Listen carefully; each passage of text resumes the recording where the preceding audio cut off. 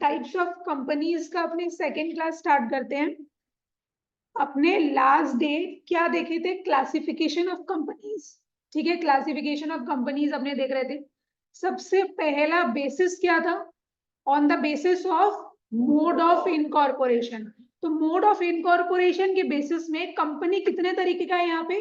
3 तरीके का। पहला क्या था? Chartered company. दूसरा स्टैट्यूटरी कंपनी। थर्ड रजिस्टर्ड या फिर इनकॉर्पोरेटेड कंपनी। चार्टर्ड कंपनी क्या था? किंग और क्वीन जो अपना स्पेशल ऑर्डर्स ग्रांट करता है उसके बेसिस में अगर कोई कंपनी खुल रहा है तो वो कंपनी को अपने चार्टर्ड कंपनी बोलते थे। स्टैट्यूटरी कंपनी के अंदर में क्या होता था? पार्लियामेंट में स्पेशल एक्ट पास किया जाता था, उसके बाद अगर कोई कंपनी स्टैब्लिश हो रहा है तो वो स्टैट्यूटरी कंपनी माना जाता था। और रजिस्टर्ड या फिर इनकॉर्पोरेटेड कंपनी में अपने क्या पढ़े थे? अगर कोई कंपनी रजिस्ट्रेशन करवा रखा है कंपनीज एक्ट के अंदर तो उसको हम लोग क्या बोलते थे? रजिस्टर्ड या फिर इनकॉर्पोरेटेड कंपनी। इनकॉर्पोरेटेड वर्ड का ही मतलब क्या होता है? रजिस्ट्रेशन करवाना। ठीक है, चलो तो on the basis of mode of incorporation के अंडर आपने देख लिए थे क्या है। फिर दूसरा बेसिस अपने देखे थे on the basis of liability of members. Liability of members के बेसिस में कंपनी यहाँ पे कितना कितना कैटेगरी का है? 3 कैटेगरी का है। Company limited by shares. दूसरा company limited by guarantee. Third unlimited liability company.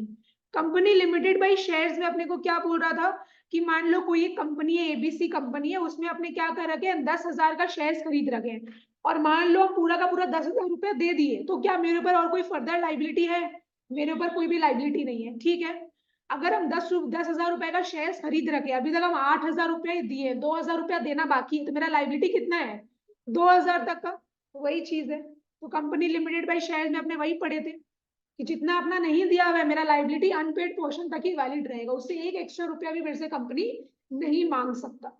दूसरा कंपनी लिमिटेड बाय गारंटी में अपने क्या देखे कि अगर आज हम मेंबर बन रहे कोई कंपनी के और हम उसको गारंटी दिए कि भाई हम जब कंपनी वाइंड अप होगा तब हम आपको क्या है 5 लाख रुपया देंगे, तो ये मेरा अब हम उसको गारंटी दे दिए, मेरे को पूरा बात अपना रखना पड़ेगा। अगर एक्चुअल में कंपनी वाइंड अप हो जाता है तो वो क्या करेगा? मेरे से 5 लाख रुपया मांग सकते हैं और मेरे को देना पड़ेगा, चाहे उसके लिए मेरे को अपना पर्सनल एसेट से क्यों ना बेचना पड़े, क्योंकि हम गारंटी दिए थे।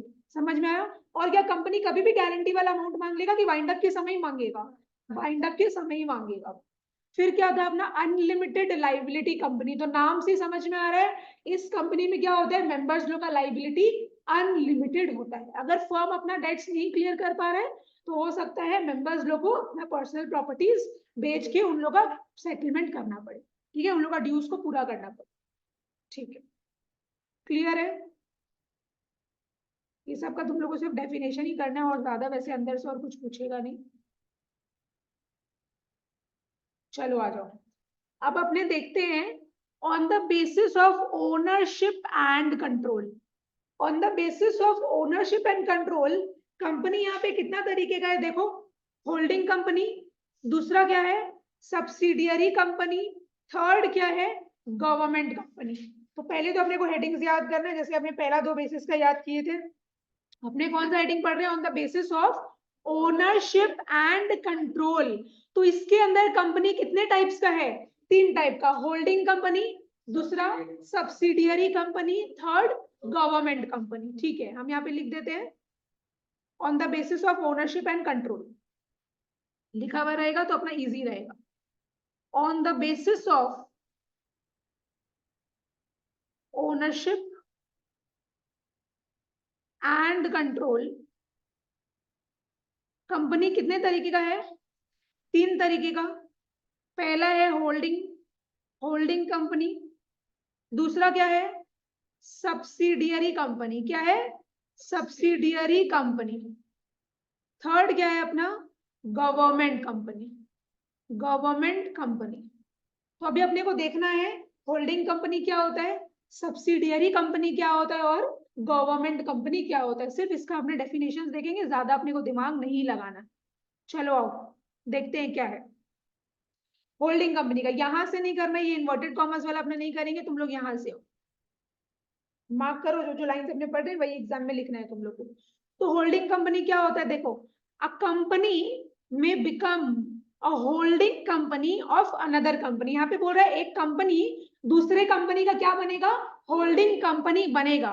इन either of the following 3 ways. वो होल्डिंग कंपनी कैसे बनेगा, देखो, by holding more than 50% of the equity of the issued equity capital of the company.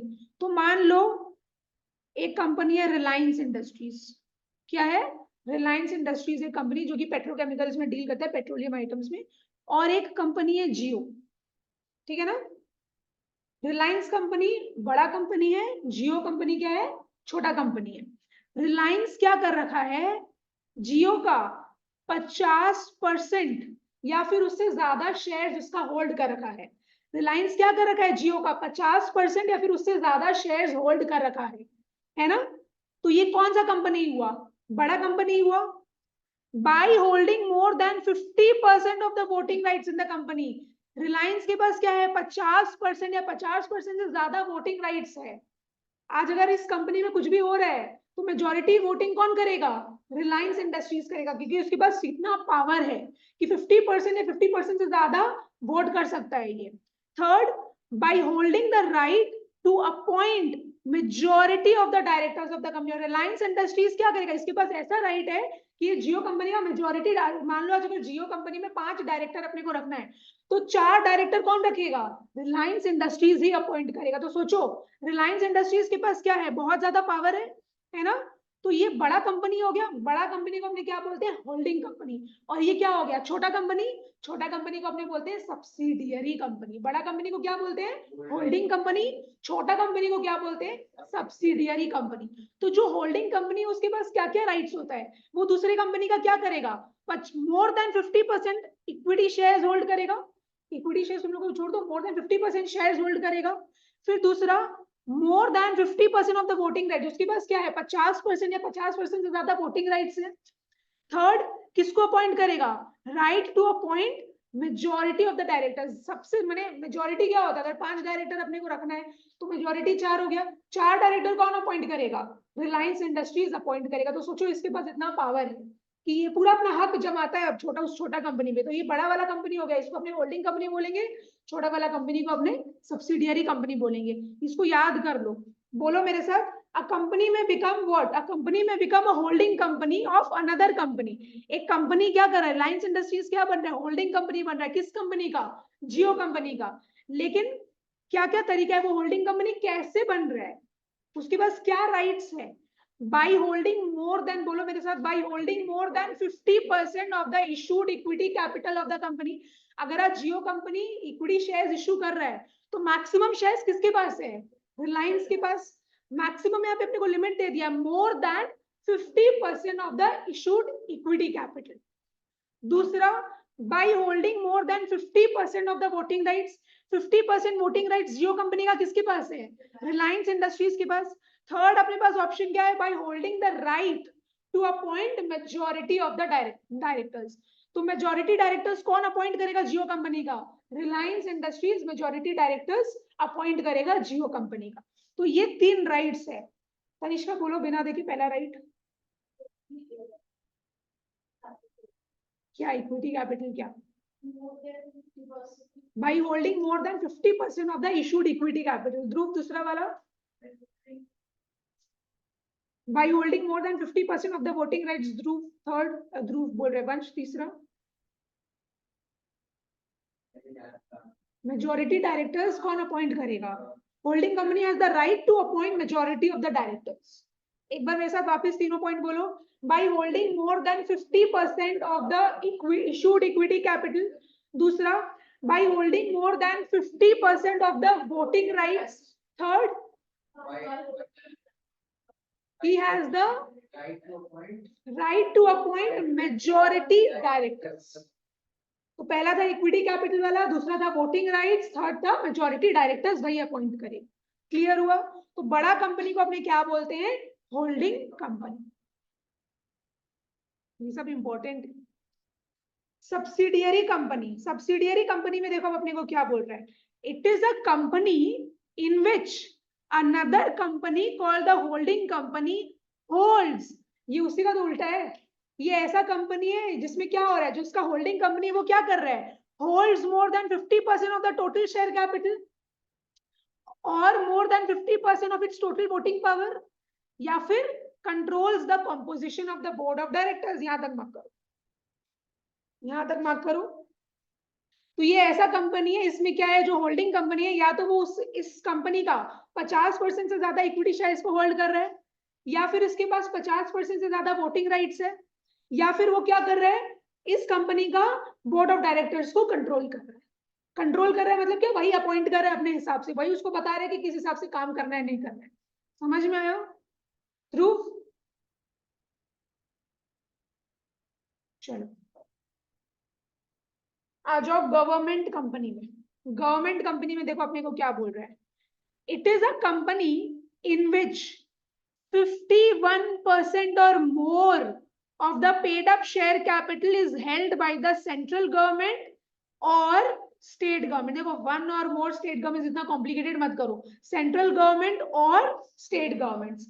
तो अगर समझ लो कोई भी कंपनी है, इस कंपनी का 51% या 51% से ज्यादा शेयर्स कौन होल्ड कर रहा है, गवर्नमेंट होल्ड कर रहा है, तो ये कौन सा कंपनी हो गया, गवर्नमेंट कंपनी हो गया। आज अगर अपनी कंपनी खोले हैं, मेरा कंपनी का 51% शेयर या उससे ज्यादा कौन होल्ड कर रहा है, चाहे वो सेंट्रल गवर्नमेंट हो या स्टेट गवर्नमेंट हो, कोई भी गवर्नमेंट हो, अगर वो मेरा कंपनी का 51% या उससे ज्यादा शेयर्स को खरीद रखा है, तो ये कंपनी कौन सा कंपनी हो गया, गवर्नमेंट कंपनी हो गया। क्लियर? एकदम क्लियर रखो ये सब चीज को। तो बोलो मेरे साथ, it is a company in which 50% मत लिखना, 50% लिखेगा तो गलत हो जाएगा, 51% है यहाँ पे, क्योंकि 50% तो आधा आधा हो गया ना, 51% का यहाँ पे कंपनीज एक्ट में लिखा हुआ है, इसलिए हम लोग ये वर्ड, ये वाला जो फिगर है अपने को ये याद रखना पड़ेगा। It is a company in which 51% और more of the paid up share capital is held by central government और state government. It may be partly और wholly owned by the government. या तो गवर्नमेंट 51% शेयर अगर hold कर रहा है तो मतलब पार्टली हो गया, 51% गवर्नमेंट होल्ड कर रहा है, और रिमेनिंग जितना भी शेयर्स है 100 में से 51 अगर माइनस कर देंगे तो रिमेनिंग जितना भी आ रहा है वो कोई और होल्ड कर रहा है। तो या तो पार्टली इसको गवर्नमेंट ओन कर रहा है, या तो फुल्ली उसको ओन कर रहा है। फुल्ली मतलब या तो 100% का 100% ही पूरा शेयर्स किसके पास है, गवर्नमेंट कंपनी के पास है। तो वही लिखा हुआ है, इट मे बी पार्टली और wholly owned by the government company, sorry government. यहां तक मार्क करो पहले, फिर इसका एग्जांपल्स देख लो। Steel Authority of India which is SAIL, Bharat Heavy Electricals Limited which is भेल। तो सेल हो गया स्टील अथॉरिटी ऑफ इंडिया, भेल हो गया भारत हेवी इलेक्ट्रिकल्स लिमिटेड, ये सब क्या है, मेरा गवर्नमेंट कंपनी, बिकॉज ये कंपनी का 51% या उससे ज्यादा शेयर्स कौन खरीद रखा है, गवर्नमेंट खरीद रखा है, इसलिए ये सारे कंपनीज को हमने क्या बोलते हैं, गवर्नमेंट कंपनीज बोलते हैं। अपने को ज्यादा एग्जाम्पल नहीं लर्न करना है, बस 2 एग्जाम्पल काफी है, ठीक है। लेकिन इसका फुल फॉर्म तुम लोग लिख के आना, अगर 2 ऐसे सेल भेल मत लिख के आना, बस पूरा फुल फॉर्म लिख के आना। तो SAIL का फुल फॉर्म क्या है अपना, steel Authority of India limited. दूसरा भारत हेवी इलेक्ट्रिकल्स लिमिटेड, ठीक है। ये सब कौन सा कंपनीज है, मेरा गवर्नमेंट कंपनीज है। एक बार वापस से गवर्नमेंट कंपनीज का डेफिनेशन बताओ मेरे को। It is a company in which 51% or more of the paid up share capital is held by central government or state government. It may be partly or wholly owned by the government. Example क्या है, steel Authority of India limited, Bharat Heavy Electricals limited, ठीक है fine. तो अपने यहाँ पे on the basis of ownership and control, यहाँ पे अपने 3 तरीके का कंपनीज देखे आज। क्या है, होल्डिंग कंपनी, दूसरा subsidiary company, third government company. Holding company कौन सा कंपनी, बड़ा कंपनी की छोटा, बड़ा कंपनी, सब्सिडियरी छोटा कंपनी, और गवर्नमेंट कंपनी अलग है। तो होल्डिंग कंपनी का वापस से मेरे को डेफिनेशन बताओ। अ कंपनी में become a holding company of another company in either of the 3 ways। पहला, bye holding more than 50% of the issued equity share capital. दूसरा, by holding more than 50% of the voting rights. Third, by holding the right to appoint majority directors. Keywords बोलो, देखो हम keywords तुम लोग के लिए रुको यहाँ पे मार्क करते हैं। 50% इक्विटी कैपिटल, दूसरा 50% voting rights, third right to appoint majority directors. ये कीवर्ड तुम लोग लर्न कर लो, उसके बाद क्या है, तुम लोग पूरा लाइन जब रीड करेगा ना वो तुम लोग को ऑटोमेटिकली याद हो जाएगा। कीवर्ड्स पकड़ पकड़ के चला करो। चलो मेरे को सिर्फ कीवर्ड्स ही बताओ। 50% इक्विटी कैपिटल होल्ड कर रहा है वो। दूसरा, more than 50% voting rights. Third, right to appoint majority directors. ठीक। और सब्सिडियरी कंपनी इसका उल्टा, ये ऐसा कंपनी है जहां पे दूसरा कंपनी जो होल्डिंग कंपनी है वो क्या कर रहा है, इस कंपनी का 50% शेयर होल्ड कर रखा है, या तो 50% वोटिंग राइट इसके पास है, या तो इस कंपनी का बोर्ड ऑफ डायरेक्टर्स को कौन कंट्रोल कर रहा है, वो होल्डिंग कंपनी कंट्रोल कर रहा है। ठीक है, तनिष्का पूछना है कुछ। और गवर्नमेंट कंपनी में अपने क्या देखे, government company is a company in which 51% और more of the paid up share capital is held by central government या फिर स्टेट गवर्नमेंट। वापिस से बोलो, it is a company in which 51% or more of the paid up share capital is held by central government और state governments। Paid up share capital मतलब वो share खरीदा, उसके बदले रुपया दे दिया, वो हो गया पेड अप शेयर कैपिटल। ठीक है, आज जैसे मान लो हम 10,000 का शेयर खरीदा, हम अभी तक 8,000 रुपया ही दिए हैं, तो फुल्ली पेड अप नहीं है, ये पार्टली पेड अप हो गया कि हम पार्ट रुपया अभी तक दिए, पूरा नहीं दिए। जब हम 2,000 रुपया और दे देंगे तब हो जाएगा कि हाँ मेरा शेयर पूरा फुल्ली पेड अप। समझ में आया? तो ये होता है fully paid up, partly paid up. ये तुम लोग के अकाउंट्स, एक शेयर कंपनी पार्ट आता है, पूरा पार्टनरशिप कंपनी का पार्ट तुम लोग के अकाउंट्स में आएगा जब तुम लोग क्लास 12 में जाएगा, तो तुम लोग सीखेगा कि कंपनी का हम लोग किस हिसाब से अकाउंटिंग करते हैं, पार्टनरशिप फर्म्स का किस हिसाब से अकाउंटिंग करते हैं, तो वो चीज। बैलेंस शीट बनाना सीखेगा, कंपनीज लोग किस हिसाब से बैलेंस शीट बनाते हैं, शेड्यूल 3 फॉलो करते हैं, तो वो बहुत सारा चीज है, वो बाद में आएगा, अभी इतना तुम लोग को देखने का जरूरत नहीं। जस्ट तुम लोग को सिर्फ मीनिंग याद करना है ऊपर ऊपर से, और कुछ नहीं है। क्लियर हुआ? ठीक है, अब आ जाओ दूसरा में, on the basis of nationality और जुरिस्डिक्शन। तो तुम लोग को पता है क्या बोलेगा, नेशनैलिटी नहीं देगा, तुम लोग को बोल देगा कि जुरिस्डिक्शन के बेसिस में कंपनीज, अलग अलग टाइप्स का कंपनीज को बताओ, तो तुम लोग को दोनों नाम याद होना चाहिए कि on the basis of nationality और jurisdiction companies may be divided into 3 categories. तो नेशनैलिटी या जुरिस्डिक्शन के बेसिस में कंपनीज को कितना कैटेगरीज में डिवाइड किया गया है, 3 कैटेगरीज में डिवाइड किया गया है। पहला कौन सा कंपनी है, इंडियन कंपनी। दूसरा कौन सा कंपनी है, फॉरेन कंपनी। थर्ड कौन सा कंपनी है, मल्टीनेशनल कंपनी। समझ में आया? तो नेशनैलिटी देखो, नेशन होता है, इंडिया एक नेशन है अपना, तो वो इस तरीके से याद करो, इंडिया एक कंपनी है, एक इंडियन कंपनी होता है, एक फॉरेन कंपनी होता है, एक मल्टीनेशनल कंपनी होता है, तो इस हिसाब से तुम लोग को याद करना पड़ेगा।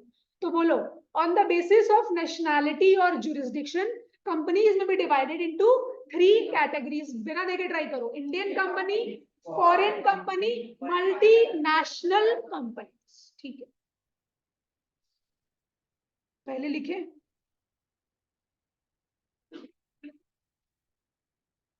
ऑन द बेसिस ऑफ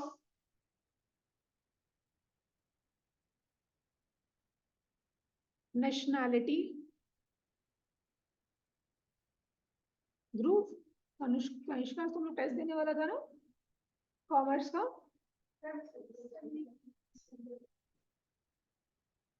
बहुत बदमाश है तुम लोग। वो तो गया है, आउट स्टेशन चला गया, इसलिए तो आज नहीं आया। कॉमर्स का हम जो तुम लोग को फर्स्ट चैप्टर का उस दिन बोले थे। हाँ, चेहरा बना रहा है जैसे कि पता नहीं एकदम अनजान है, हम बोले ही नहीं कभी कि हम कॉमर्स का नाम का सब्जेक्ट पढ़, नहीं था, हम खुद उसको बोले हैं, भूल गया वो। पिछले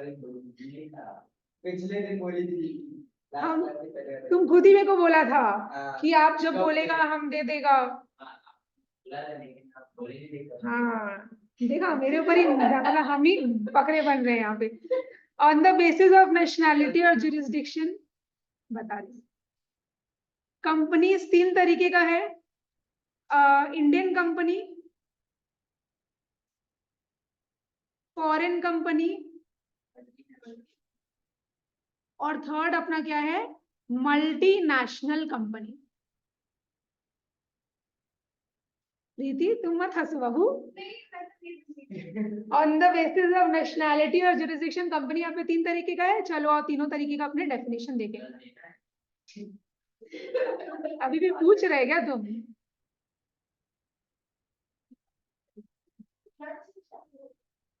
हाँ देख रहे हैं, हम बात करते हैं इस क्लास के बारे में। तो आ जाओ, इंडियन कंपनी में क्या लिखा हुआ है, अ company which is incorporated in India. Tanishka, incorporated word का मतलब क्या बताए थे हम? Registered. A company which is incorporated India, ऐसा कंपनी, आज मान लो अगर अपने कंपनी खोल रहे हैं मिलके और अपने कहाँ करवाए हैं, कंपनीज एक्ट 2013 के अंदर में अपने रजिस्ट्रेशन करवा लिए, तो अपना कंपनी कौन सा कंपनी हो गया? इंडियन कंपनी हो गया। समझ में आया? तो वही लिखा हुआ है देखो, अ company which is incorporated in India, ऐसा कंपनी जिसका रजिस्ट्रेशन इंडिया में ही हुआ है, उसको कौन सा कंपनी बोलेंगे? अपने इंडियन कंपनी बोलेंगे। डेफिनेशन वापस से बोलो, देखो ये सब सिंपल लग रहा है, लेकिन जब तुम लोग का क्वेश्चन आएगा तुम लोग इसी को अपने तरीके से बना के लिखिएगा, इसलिए डेफिनेशंस लर्न करो प्रॉपर।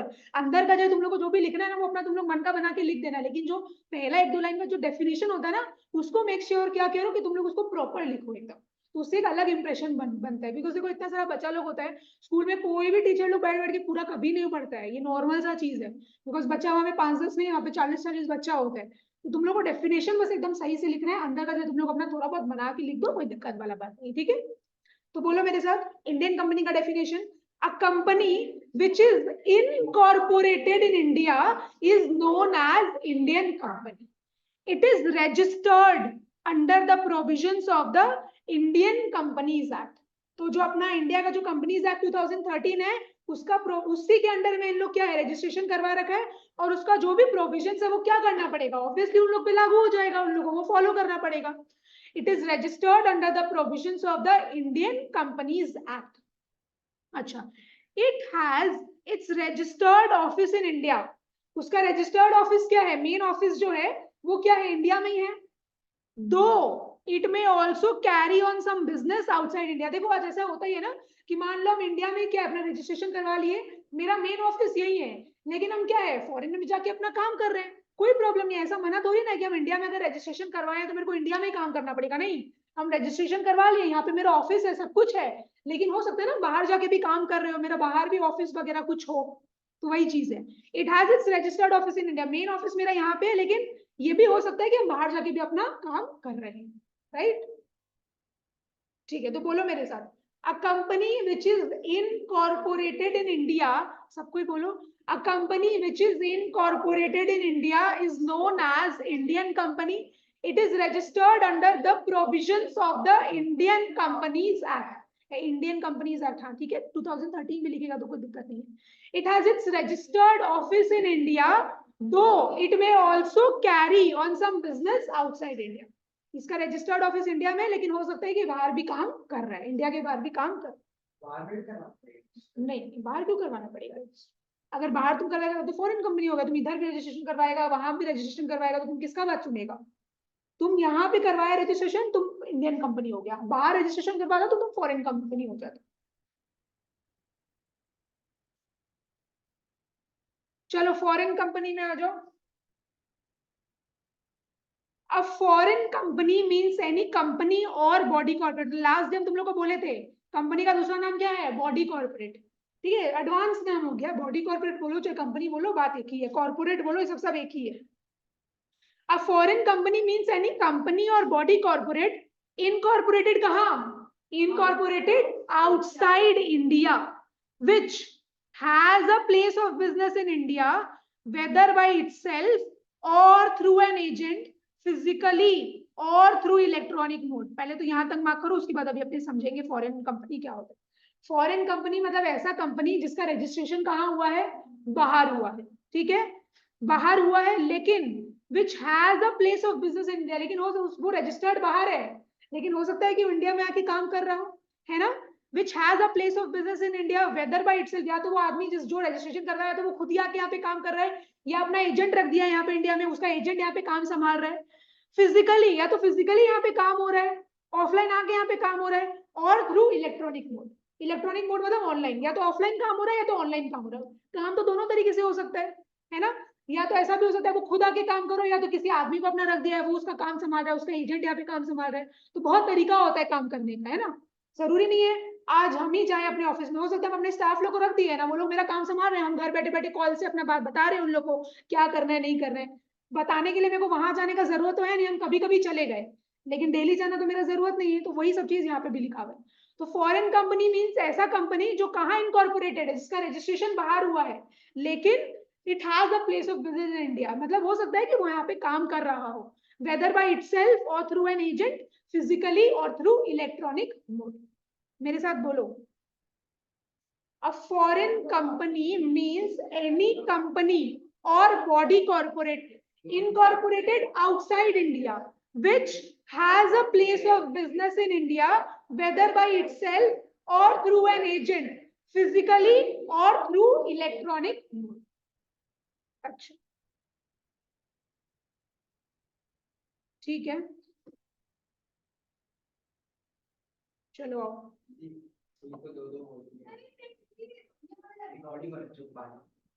ठीक है, तो अपने कौन सा बेसिस देख रहे हो? On the basis of nationality और जुरिस्डिक्शन। कंपनीज कितने तरीके का? यहाँ पे 3 तरीके का, इंडियन, फॉरेन और मल्टीनेशनल। इंडियन कंपनी में अपने क्या देखे?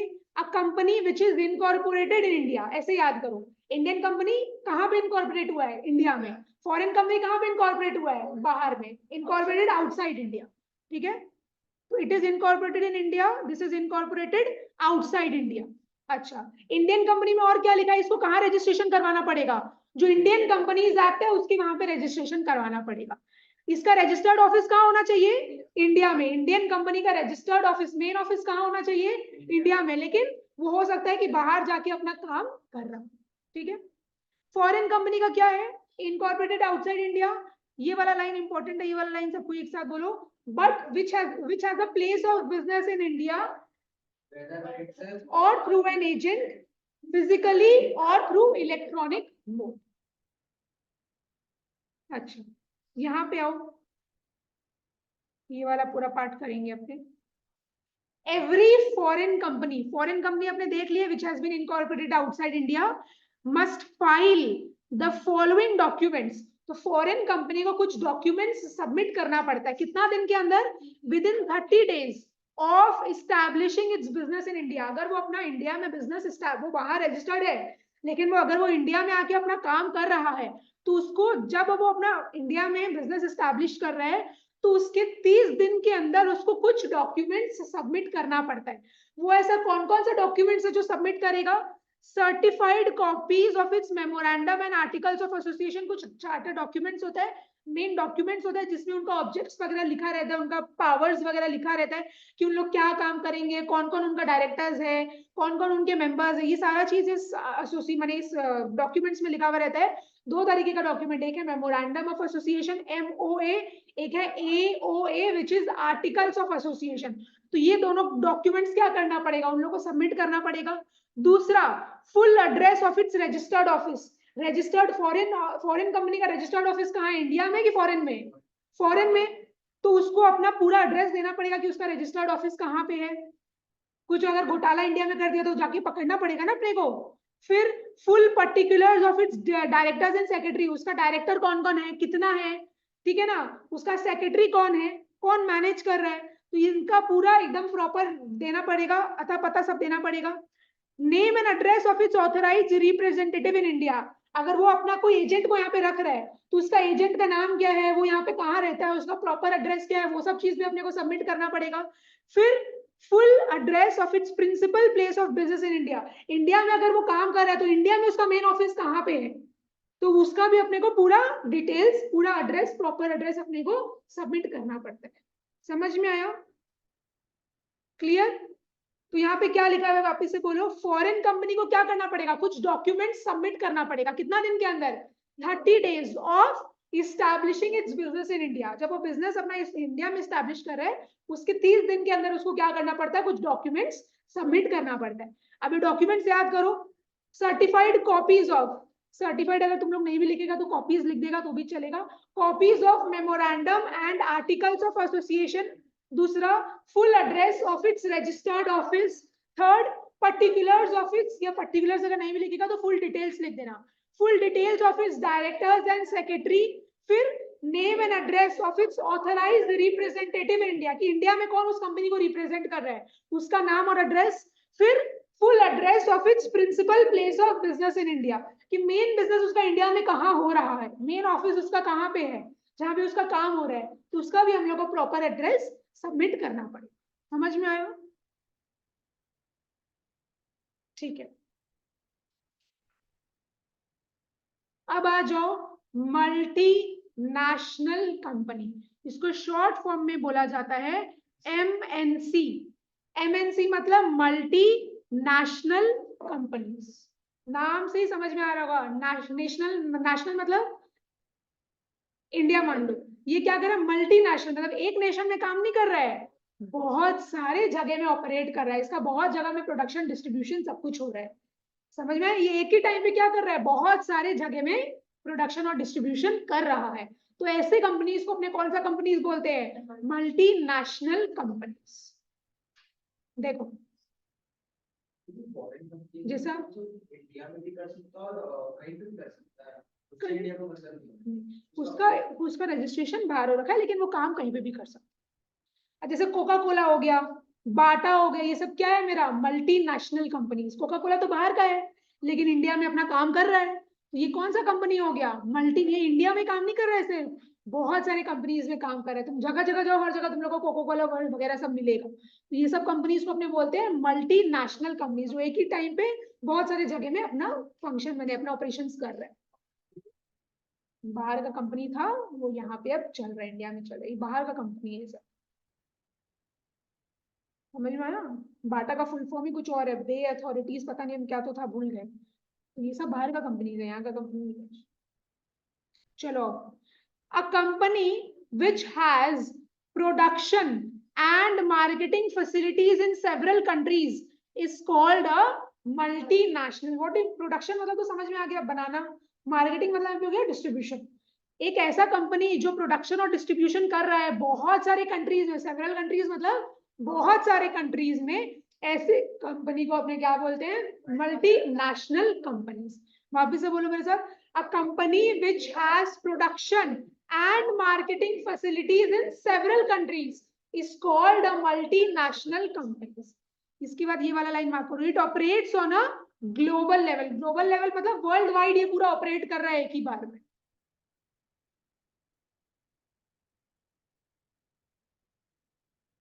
ये वाला बीच वाला लाइन भी तुम लोग का सेम ही लिखा हुआ है, ownership management and control are spread over in 2 or more countries. अलग अलग लोग, एक ही आदमी थोड़ी ना सारा देश भर में जाके मैनेज कर लेगा, ऑफ कोर्स अलग अलग लोग है जो उसको ओन कर रहे हैं, अलग अलग लोग है जो उसको मैनेज कंट्रोल कर रहे हैं, है ना। तो वही चीज लिखा हुआ है, its ownership management and control are spread over in 2 or more countries. तो ये लिखना है तो तुम लोग को वैसे ही लर्न हो जाएगा, बड़ी बहुत स्टूपिड पॉइंट है, पहला वाला पॉइंट से तुम लोग का रिलेट कर रहा है, कुछ अलग बोल के नहीं है। तो बोलो मेरे साथ, a company which has production and marketing facilities in several countries are called multinational companies। अच्छा, it operates on a global level। अच्छा, एग्जाम्पल्स देख लो, पेप्सी, कोका कोला, बाटा, ठीक है ना। फिर तुम लोग नेस्ले, कोलगेट, बस जो जो नॉर्मल सा है अपने को 3-4 टोलन कर लो, are examples of multinational companies. ठीक है, ये सारा क्या है मेरा मल्टीनेशनल कंपनीज जो एक ही बार में बहुत जगह अपना काम कर रहा है। क्लियर हुआ। तो अपने नेशनैलिटी जुरिस्डिक्शन के बेसिस में देख लिए 3 तरीके का company, Indian company, foreign company और मल्टीनेशनल कंपनी। चलो बहुत बढ़िया, अब आ जाओ, on the basis of public interest और transferability of shares, company can be divided into 3 categories. वापस से हम लोग पब्लिक इंटरेस्ट और ट्रांसफरेबिलिटी ऑफ शेयर्स के बेसिस में देखेंगे, यहाँ पे कंपनी कितने तरीके का है, 3 तरीके का है। ये हेडिंग बोलो, हेडिंग लर्न करना इंपॉर्टेंट है, on the basis of public interest और ट्रांसफरेबिलिटी ऑफ शेयर्स। देखो याद रखो, ट्रांसफरेबिलिटी ऑफ शेयर्स, शेयर्स कौन ट्रांसफर करता है, पब्लिक कंपनी। तो यहाँ पे एक तरीके का कंपनी होता है पब्लिक कंपनी, एक तरीके का कंपनी होता है प्राइवेट कंपनी, और एक कंपनी होता है 1% कंपनी। 3 तरीके का कंपनी होता है। 3 तरीके का कंपनी का नाम बताओ, 1% company, private company, public company, ठीक है ना। तो यहाँ पे उसका बात कर रहे हैं, ये तीनों कंपनीज का बात आ रहा है। ऑन द, मेरे साथ हेडिंग बोलो वापस से, on the basis of public interest और transferability of shares, companies may be divided into 3 categories. सबसे पहला वाला जो अपने पढ़ेंगे वो है प्राइवेट कंपनीज। इसमें जितना हिसाब से दिया हुआ है ना, अपने वैसे नहीं, जो जो लाइंस अपने पढ़ेंगे बस वही तुम लोग मार्क करते रहना, और वही तुम लोग को लर्न करना है, अपने मन से भी बना के लिखोगे तो दिक्कत नहीं है। देखो प्राइवेट कंपनी क्या होता है, सबसे पहला, it means a company which has a minimum paid up capital of 1 lakh rupees और such higher paid up capital as may be prescribed. यहाँ पे बोल रहा है, इस लाइन का मतलब यही है, प्राइवेट कंपनी आज अगर अपने को खोलना है तो प्राइवेट कंपनी को खोलने के लिए मिनिमम कितना रुपया चाहिए, 1,00,000 रुपया चाहिए। और हायर कितना चाहिए वो अपने को नहीं बताया, हायर कुछ भी हो सकता है, लेकिन मिनिमम कितना कैपिटल चाहिए, 1,00,000 रुपया चाहिए, तभी प्राइवेट कंपनी खुलेगा, नहीं तो नहीं खोल पाएगा। इस लाइन का मतलब यही है। तो it means a company which has a minimum paid up capital of 1,00,000 rupees और such higher paid up capital as be prescribe. तो यहाँ पे क्या हायर कितना अमाउंट है, जितना होना चाहिए प्राइवेट कंपनी, वो अपने को बताया, यहाँ पे वो अपने को नहीं बताया, बस मिनिमम वैल्यू बता दिया कि मिनिमम वैल्यू 1,00,000 रुपया अपना होना चाहिए। अच्छा, and which bytes articles of association. और हर हम तुम लोग को बोले ना कंपनीज लोग का क्या होता है, डॉक्यूमेंट्स होता है, इंपॉर्टेंट डॉक्यूमेंट्स होता है। तो प्राइवेट कंपनी का जो आर्टिकल्स ऑफ एसोसिएशन रहता है, एक्चुअली देखो हम क्या बताए थे तुम लोग को लास्ट डे, पब्लिक कंपनी होता है ना, जैसे रिलायंस का जो शेयर्स है वो फ्रीली क्या है, ट्रांसफरेबल है, स्टॉक मार्केट में इन लोग लिस्टेड है, उसका शेयर्स फ्रीली ट्रांसफरेबल है। लेकिन जो प्राइवेट कंपनी है ना, प्राइवेट कंपनी का जो शेयर्स होता है वो फ्रीली ट्रांसफरेबल नहीं होता, वो जितने मेंबर्स होते हैं ना उसके बीच में ही रहेगा। अपने बाहर जाके किसी को भी नहीं बोल सकते कि भाई हम अपना कंपनी का शेयर्स निकाल रहे हैं, तुम लोग आओ खरीद लो और मेरे को पैसा दे दो, नहीं। प्राइवेट कंपनी का शेयर्स अपने बाहर वाले लोग को नहीं दे सकते। पब्लिक कंपनी क्या करता है, फ्रीली पब्लिक को शेयर्स देता है और डिपॉजिट्स लेता रहता है, पैसा लेता रहता है, लेकिन प्राइवेट कंपनी ये चीज नहीं कर सकता, उसके आर्टिकल्स ऑफ एसोसिएशन में मना किया गया। समझ में, वो हर किसी से पैसा नहीं ले सकता, कुछ लिमिटेड लोग बताएगा वो उन्हीं से पैसा ले पाएगा, सबसे पैसा नहीं ले सकता प्राइवेट कंपनी। प्राइवेट वर्ड से क्या समझ में आ रहा है, प्राइवेट कंपनी आज कौन खोल सकता है, फैमिली, फ्रेंड्स, रिलेटिव्स अपने मिलके खोल सकते हैं, अपने स्ट्रेंजर लोग किसी को भी लेके प्राइवेट कंपनी नहीं खोला जाएगा।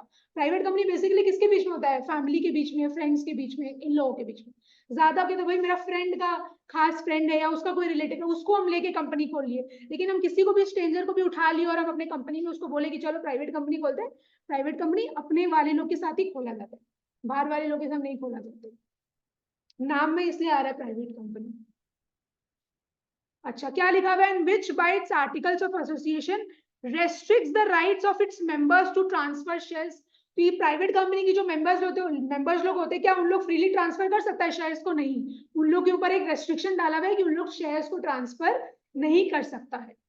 अच्छा, यहां तक लिखो, the number of its members to 200, यहाँ पे लिखो the maximum number of members, maximum number of members कितना हो सकता है, मैक्सिमम नंबर ऑफ मेंबर्स 200 हो सकता है, मिनिमम नंबर ऑफ मेंबर्स कितना है 2, बट अभी आएगा तुम लोग का, देखो यहाँ पे आएगा, मिनिमम नंबर ऑफ मेंबर्स कितना है 2, मैक्सिमम नंबर ऑफ मेंबर्स कितना है 200।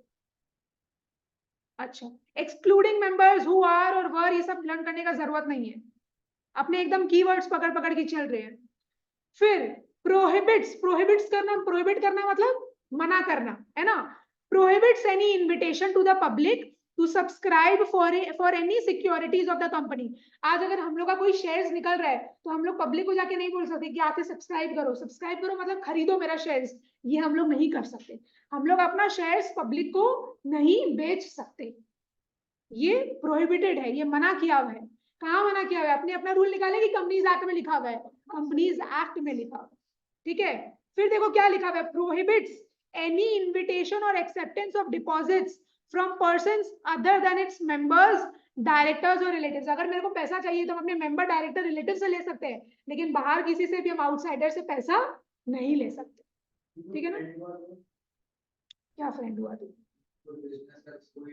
तुम्हारे जितने मेंबर्स है प्राइवेट कंपनी का उससे तुम ले सकता है, समझ में आया, उससे नहीं ले सकता, वो तो आउटसाइडर ही हो गया ना, तुम नहीं ले सकते क्योंकि वो तुम्हारा कंपनी का पार्ट नहीं है, राइट।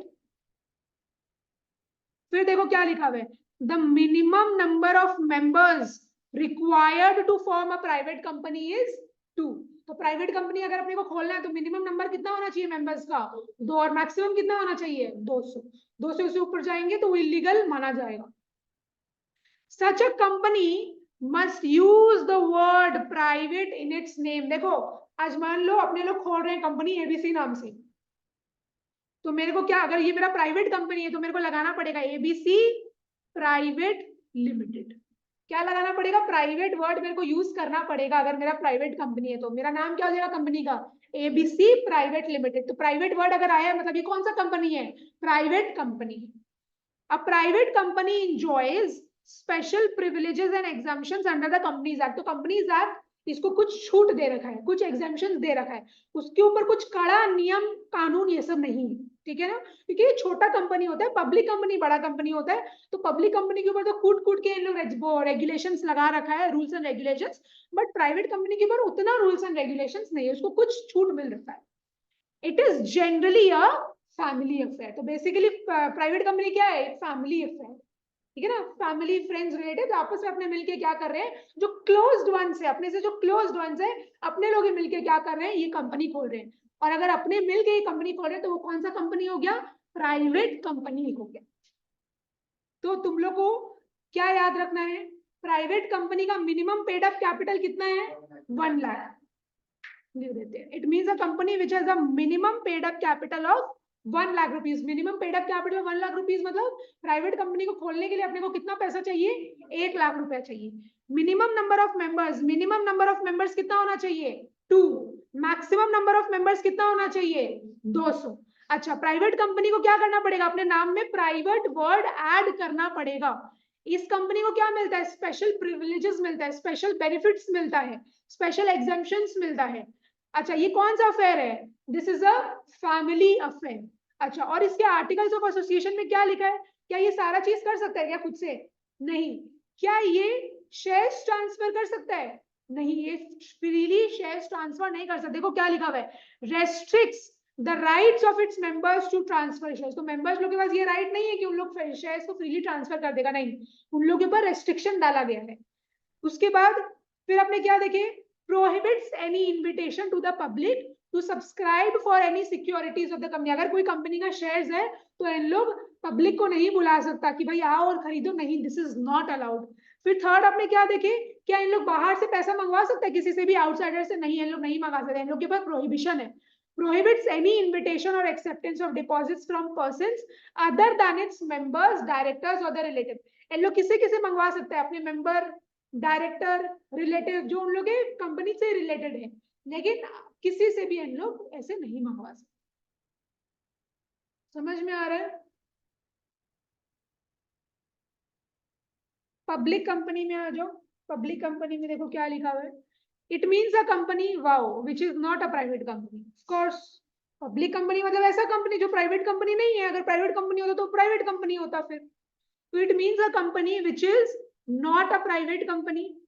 दूसरा, has a minimum paid up capital of 5 lakh rupees और such higher paid up capital as we prescribed.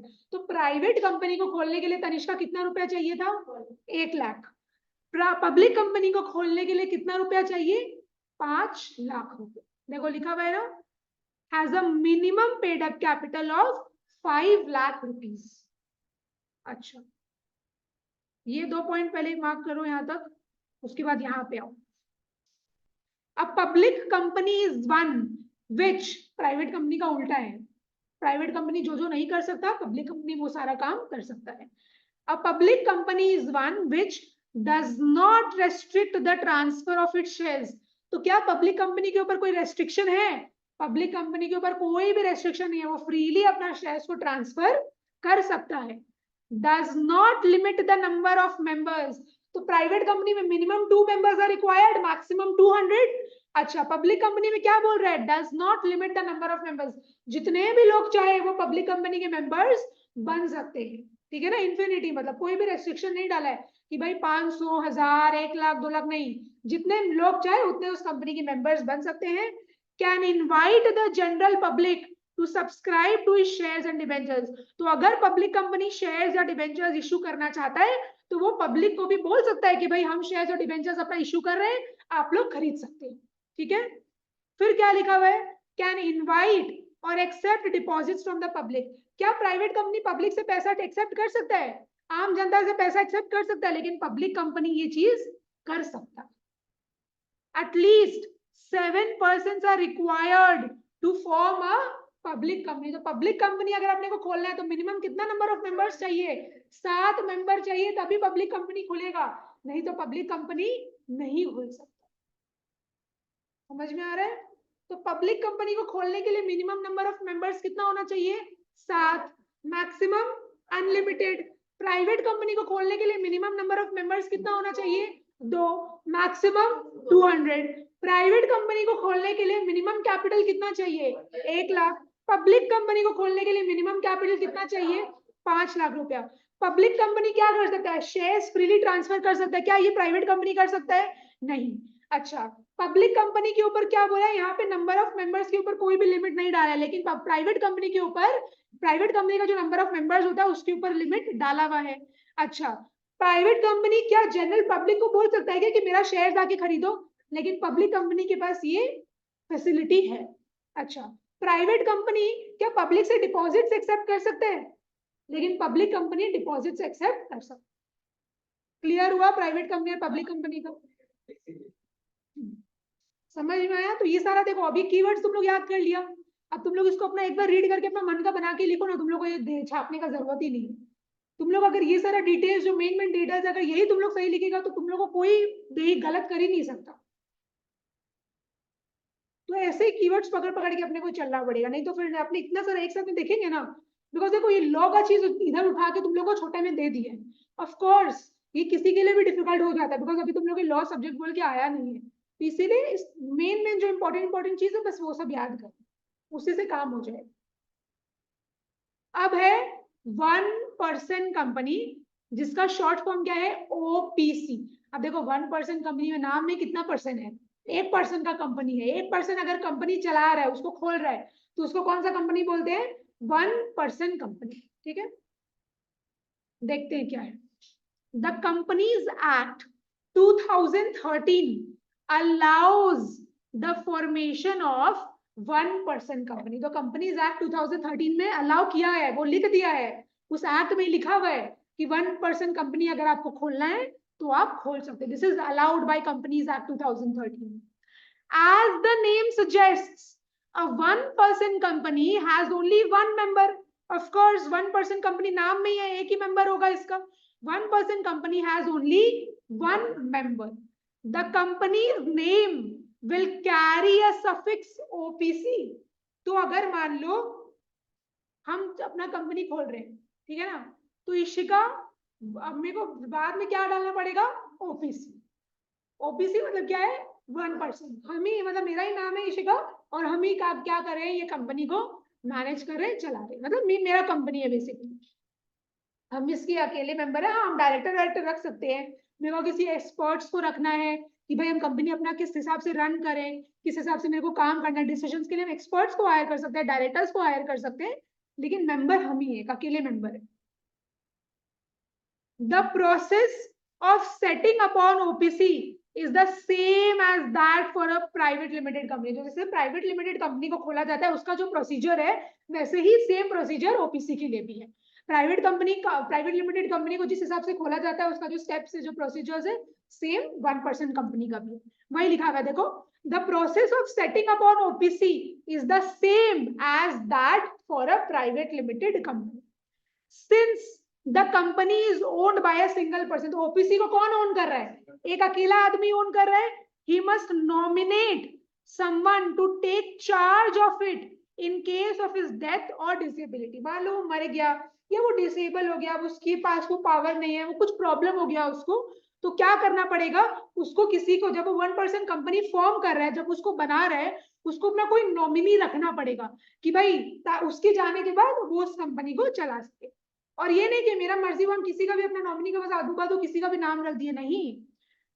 The nominee must give his consent in writing. हम जिसका नाम लिख रहे हैं उसका भी मेरे को क्या चाहिए? अप्रूवल चाहिए, कंसेंट चाहिए कि हाँ भाई हम अग्री कर रहे हैं कि अगर इस आदमी को कुछ हो गया तो हम इसके बिहाफ में क्या है? कंपनी चलाएंगे। The nominee must give his consent in writing which has to be filed with the registrar of companies. तो ये कंसेंट, उसका जो लिखा हुआ चीज है, उसका जो सिग्नेचर है, उसका जो अप्रूवल है, वो किसको देना पड़ेगा?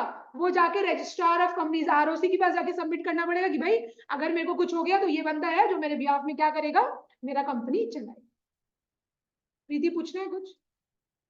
तो 1% कंपनी का अपना फुल फॉर्म, शॉर्ट फॉर्म क्या हो गया? ओपीसी। कंपनीज एक्ट 2013 क्या है? इसको अलाउ कर रखा है कि अपने 1% कंपनी फॉर्म कर सकते हैं। अच्छा, 1% कंपनी में कितना मेंबर होगा? एक ही मेंबर होगा। उसका नाम में क्या होना चाहिए, ओपीसी वर्ड होना चाहिए। अच्छा, जैसे प्राइवेट लिमिटेड कंपनी खोला जाता है वैसे सेम प्रोसेस है ओपीसी का भी। कंपनी कौन ओन कर रहा है, एक सिंगल पर्सन ओन कर रहा है, तो उसको किसको नॉमिनेट करना पड़ेगा, किसी को, कोई नॉमिनी को रखना पड़ेगा जो क्या करेगा, उसका कंपनी का ध्यान रखेगा जब वो मर जाता है या फिर वो डिसेबल हो जाता है। तो नॉमिनी को क्या करना पड़ेगा, अपना कंसेंट देना पड़ेगा, ओरली की रिटन, रिटन। और वो कंसेंट कहाँ फाइल करना पड़ेगा, किसको देना पड़ेगा, फिर उसको सबमिट करना पड़ेगा आरओसी के पास। आरओसी का फुल फॉर्म क्या है, रजिस्ट्रार ऑफ कंपनीज। ये पूरा पैरा मार्क कर लो।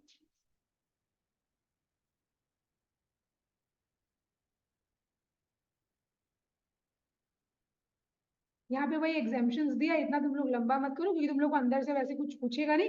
तुम लोग को अंदर में एक बार रीड मारना है तो मार लेना। पब्लिक कंपनी को के ऊपर ना बहुत रोक टोक है कि भाई उसको इंपॉर्टेंट वो annual general meeting, extraordinary general meeting, सब अलग अलग तरीके का ईयर मीटिंग्स होता है जो उन लोगों को रखना ही पड़ता है। लेकिन ओपीसी को सिंस इसमें एक ही मेंबर है तो इसमें ज्यादा झमेला नहीं, उन लोगों को ये सब मेंटेन उतना नहीं करना पड़ेगा। तो यही सब चीज उसमें लिखा हुआ है। पब्लिक प्राइवेट कंपनी में minimum number of directors, maximum number of directors बोला है। ओपीसी में उतना ये सब कुछ झमेला नहीं है, तो इजी है, तुम लोग एक बार रीड करेगा तो हो जाएगा।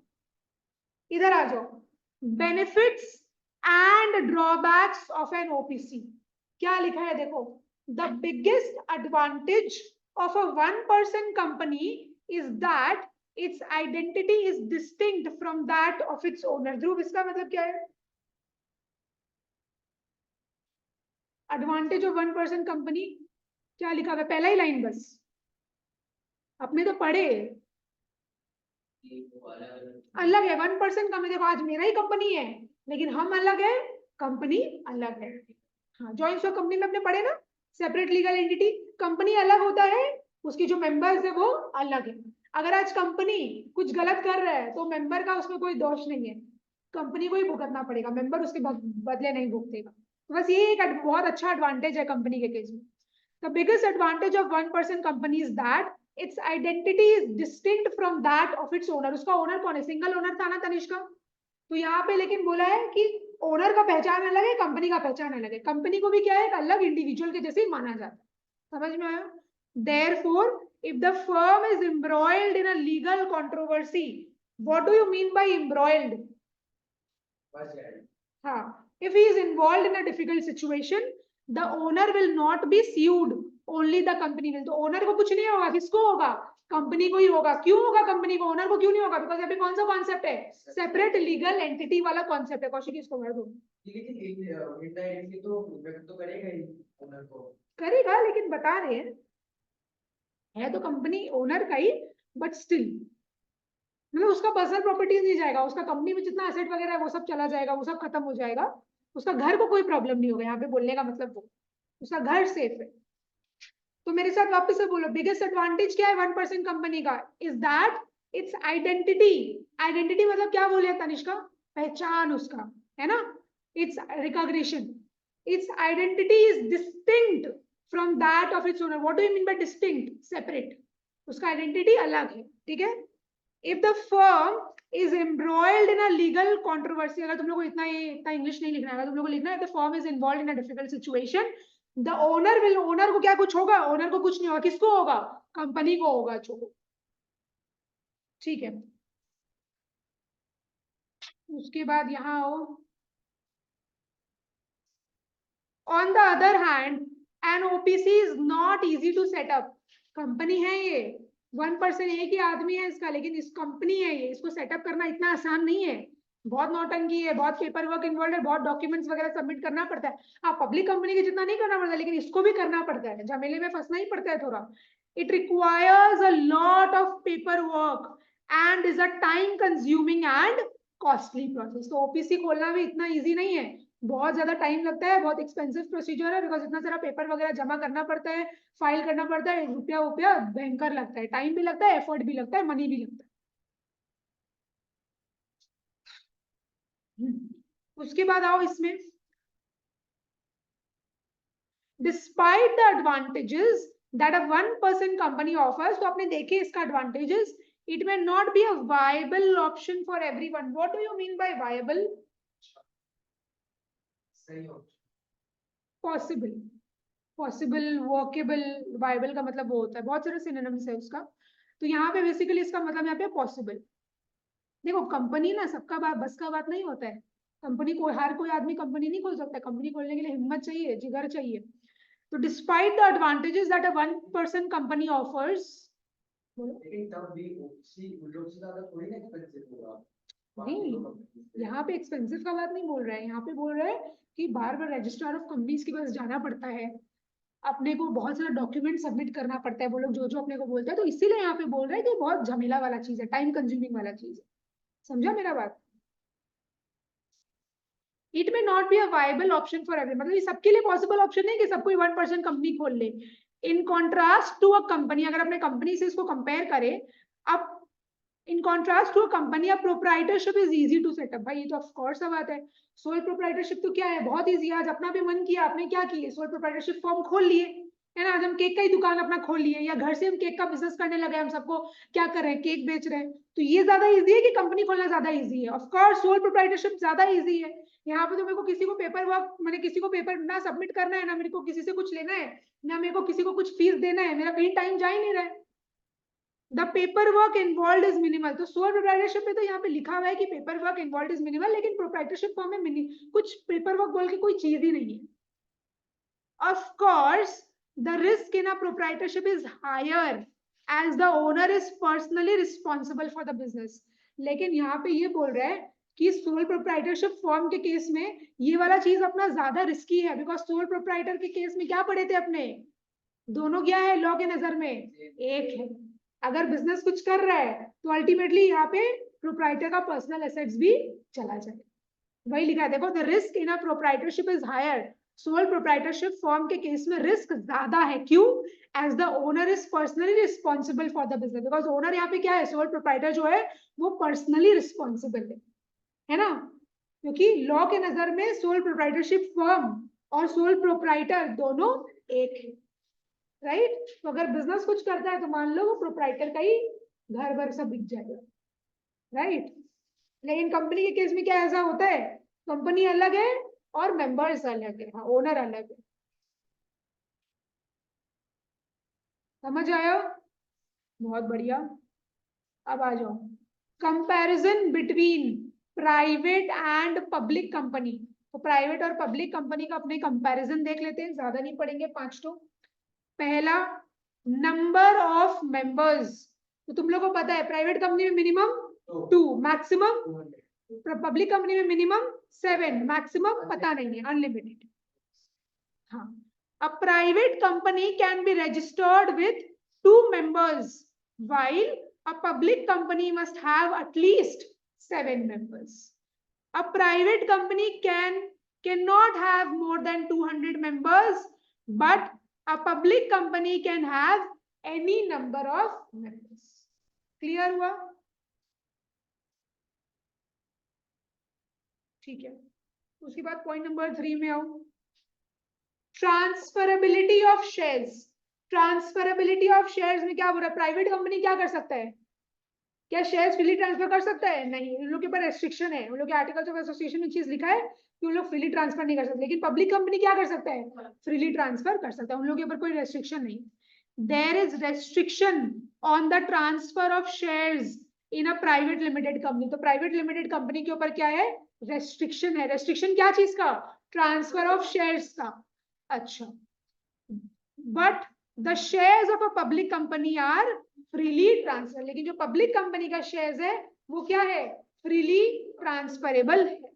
ठीक है, पॉइंट नंबर 4 में आओ, commencement of business. What do you mean by commencement, Tanishka?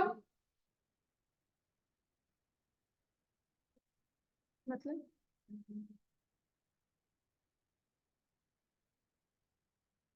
Start, commence मतलब स्टार्ट। अपने अपने अकाउंट्स का जर्नल में पहला वो तो किए थे ना कि Ram started business with cash ₹1,00,000। Ram commence business with cash ₹1,00,000। तो कमेंस मतलब स्टार्ट करना। तो commencement of business, a private company can start its business immediately after incorporation. तो देखो इनकॉर्पोरेशन वर्ड का मतलब रजिस्ट्रेशन। प्राइवेट कंपनी हो चाहे पब्लिक कंपनी हो चाहे 1% कंपनी हो, रजिस्ट्रेशन तो करवाना ही पड़ेगा, कैसा ही कंपनी हो, कंपनी है मतलब रजिस्ट्रेशन करवाना पड़ेगा। तो यहाँ पे क्या बोल रहा है, एक जो प्राइवेट कंपनी होता है ना, प्राइवेट कंपनी अपना बिजनेस स्टार्ट कर सकता है, कब स्टार्ट करेगा, इमीडिएटली आफ्टर इनकॉर्पोरेशन। आज हम प्राइवेट कंपनी अपने लोग मिलके खोले, ठीक है ना, आज अपने लोग क्या किए, रजिस्ट्रेशन करवा लिए, हम तुरंत क्या कर सकते हैं, अपना बिजनेस ऑपरेशन स्टार्ट कर सकते हैं। समझ में आया? तो प्राइवेट कंपनी अपना बिजनेस कब स्टार्ट करेगा, इमीडिएटली आफ्टर इनकॉर्पोरेशन। जैसे रजिस्ट्रेशन हो गया, आज रजिस्ट्रेशन करवा लिए, कल से हम लोग अपना काम स्टार्ट कर देंगे। लेकिन पब्लिक कंपनी के केस में क्या बोल रहा है, अ public company must obtain the certificate of commencement of business before starting it's business operation. तो हम तुम लोग को क्या बोले थे, पब्लिक कंपनी कोई मजाक का बात नहीं है, पब्लिक कंपनी रजिस्ट्रेशन तो करवाएगा ही, उसके बाद रजिस्ट्रेशन का तो सर्टिफिकेट मिलेगा ही, वो अपना रजिस्ट्रेशन के बाद काम स्टार्ट नहीं, अपने क्या सोचेंगे कि भाई रजिस्ट्रेशन हो गया काम स्टार्ट कर देते हैं। लेकिन पब्लिक कंपनी नहीं, काम स्टार्ट नहीं कर सकता रजिस्ट्रेशन के बाद भी, उसको कौन सा सर्टिफिकेट लेना पड़ेगा, certificate of commencement of business. उसको इस चीज का भी सर्टिफिकेट लेना पड़ेगा कि भाई हम काम कर सकते हैं क्या, हम अपना काम चालू कर सकते हैं क्या। जब उसके पास वो सर्टिफिकेट आ जाएगा, उसके दूसरे दिन से क्या करेगा, वो अपना काम स्टार्ट करेगा। क्लियर? तो प्राइवेट कंपनी काम स्टार्ट कब करेगा बताओ, इमीडिएटली आफ्टर इनकॉर्पोरेशन।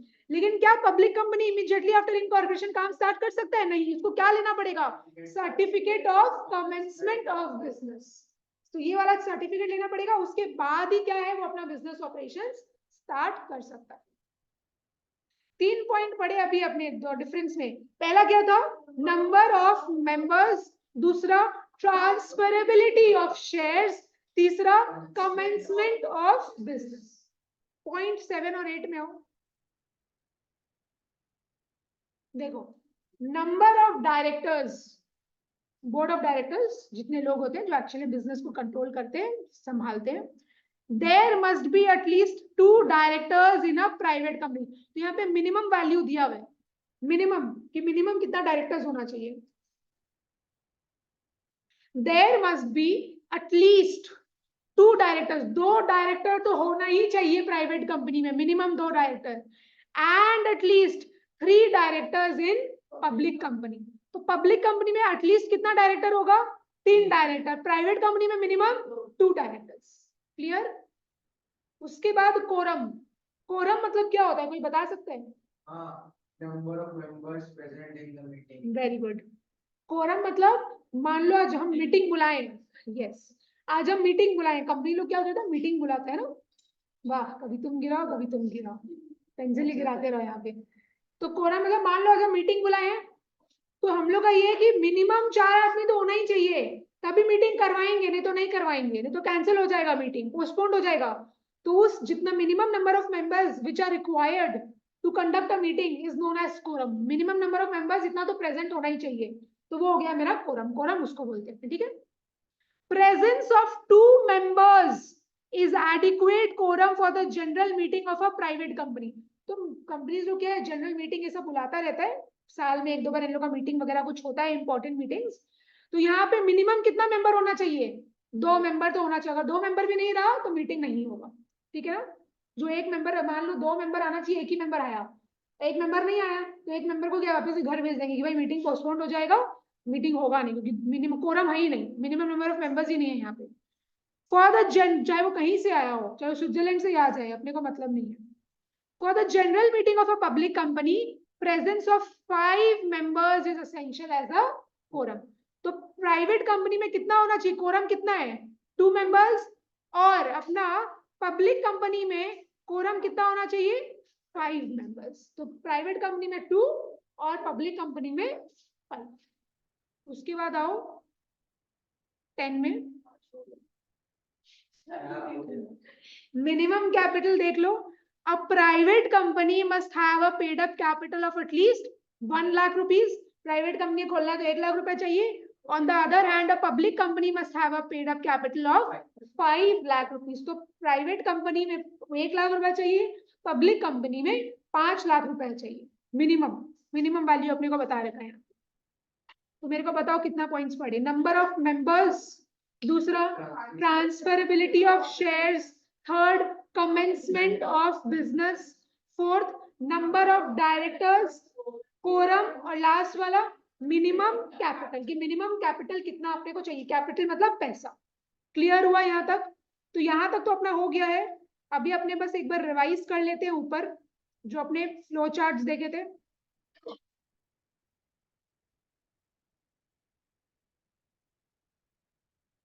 तो अपना जो क्लासिफिकेशन है, क्लासिफिकेशन ऑफ कंपनीज जो पहला हेडिंग है, तो अपने देख चुके कितना तरीके का कंपनीज होता है, ठीक है ना, और अलग अलग बेसिस देखे अपने।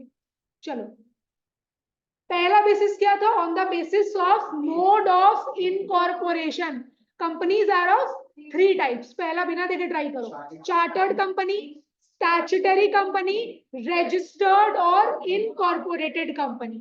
चार्टर्ड कंपनी में क्या था? किंग और क्वीन अगर ग्रांट किया है, स्पेशल ऑर्डर्स दिया है, अगर वो स्पेशल ऑर्डर्स के बेसिस में कोई कंपनी बन रहा है, वो कौन सा कंपनी था? Chartered company. स्टैट्यूटरी कंपनी क्या होता है? पार्लियामेंट में स्पेशल एक्ट्स पास होता है, तो companies which are established under the special acts which has been passed by the parliament is known as statutory company. Registered और इनकॉर्पोरेटेड कंपनी मतलब ऐसा कंपनी जिसका क्या हुआ है, कंपनीज एक्ट के अंदर क्या हुआ है, रजिस्ट्रेशन हुआ है, that company is known as registered या फिर incorporated company. Next, on the basis of liability of members, इसके बेसिस में companies are of 3 types, which is company limited by shares, दूसरा company limited by guarantee, third unlimited liability company। अपने already discuss कर चुके हैं। फिर on the basis of ownership and control, तो बोलो सबको, on the basis of ownership and control companies are divided into 3 categories। पहला क्या है? होल्डिंग कंपनी, दूसरा subsidiary company, third government company. Holding company क्या था? A company which has following 3 rights, है ना? A company will be a holding company when he has following 3 rights। पहला, by holding more than 50% of the issued equity capital, दूसरा, by holding more than 50% of the voting rights, third, he has the right to appoint majority directors। ठीक है, तो subsidiary company वही company है ना, जिसका, हाँ, जिसका 50% से ज्यादा वोटिंग राइट्स होल्डिंग कंपनी के पास है, इसका बोर्ड ऑफ डायरेक्टर्स को होल्डिंग कंपनी कंट्रोल कर रहा है, इसका इक्विटी शेयर ज्यादातर किसके पास है? होल्डिंग कंपनी के पास। चलो, गवर्नमेंट कंपनी के केस में क्या देखे थे? Minimum of 51% paid up capital. हाँ, 51% or more of the issued equity capital is owned by government. It may be partly or wholly owned by the government। और government कौन सा गवर्नमेंट? सेंट्रल गवर्नमेंट और state government. ठीक है। On the basis of nationality or jurisdiction, companies are of 3 types: Indian company, foreign company और multinational company। Indian company मतलब ऐसा company which has been incorporated in India but which can carry the business outside India as well, right? इसका Indian company का registered office कहाँ होना चाहिए? India में होना चाहिए। अच्छा, फॉरेन कंपनी में अपने को क्या बोल रहा था बताओ? Foreign company means any company which has been incorporated outside India but which has a place of business in India, represented by whether itself or by its agent। बोलो, फिजिकली और इलेक्ट्रॉनिक मोड। ठीक है। Foreign company को क्या क्या document submit करना पड़ेगा और कितना दिन के अंदर करना पड़ेगा? 30 डेज के अंदर। कब से? जब वो अपना बिजनेस इंडिया में इस्टेब्लिश करेगा। तो उसको क्या क्या सबमिट करना पड़ेगा बताओ? अपने डायरेक्टर्स लोग का, सेक्रेटरीज लोग का पूरा इंफॉर्मेशन, उसका जहां रजिस्टर्ड ऑफिस है,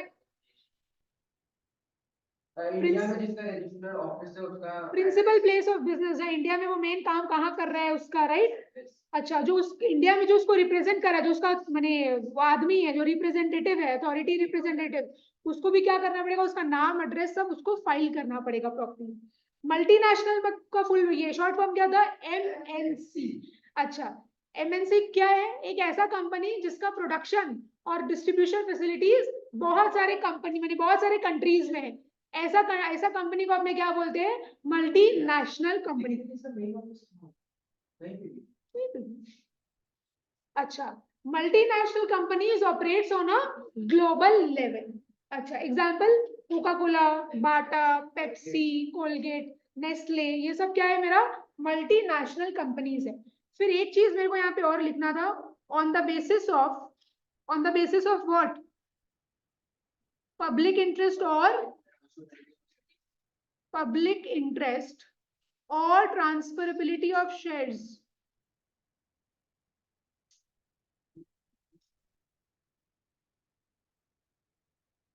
कंपनी कितने तरीके का है? 3 तरीके का, प्राइवेट कंपनी, पब्लिक कंपनी और 1% कंपनी विच इज ओपीसी।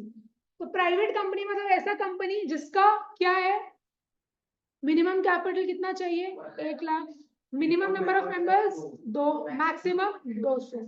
ठीक है, क्या इन लोग शेयर्स ट्रांसफर कर सकता है? नहीं। पब्लिक कंपनी ऐसा कंपनी जो प्राइवेट कंपनी नहीं है। और दूसरा में क्या बोल रहा था, इसको खोलने के लिए मिनिमम कितना कैपिटल चाहिए, 5 लाख, और number of members 7, maximum unlimited. और ओपीसी कौन ओन कर रहा है, एक सिंगल ओनर ओन कर रहा है ना, एक ही मेंबर है। अच्छा, और ओपीसी में अपने को क्या बोल रहा था, इसको किसको अपॉइंट करना पड़ेगा, नॉमिनी को। नॉमिनी क्या करेगा, राइटिंग में अपना कंसेंट देगा, जो किसके पास फाइल करेंगे, रजिस्ट्रार ऑफ कंपनीज के पास अपने फाइल करेंगे। ठीक है। अच्छा, बिगेस्ट एडवांटेज क्या है 1% कंपनी का, is identity is different from that of its owner. अगर कोई प्रॉब्लम हो जाता है तो कौन सफर करेगा, कंपनी सफर करेगा, ओनर सफर नहीं करेगा। क्लियर हुआ?